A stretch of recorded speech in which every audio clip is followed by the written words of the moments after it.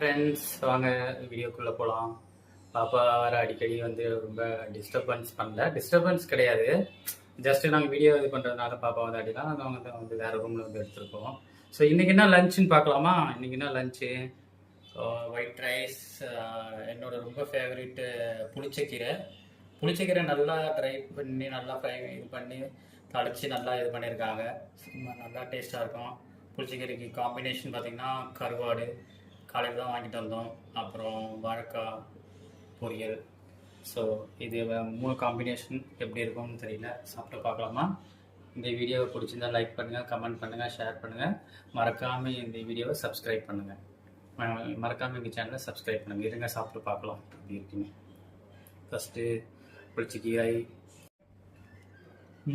அருமையாக இருக்குது ஃப்ரெண்ட்ஸ். வாழைக்காய்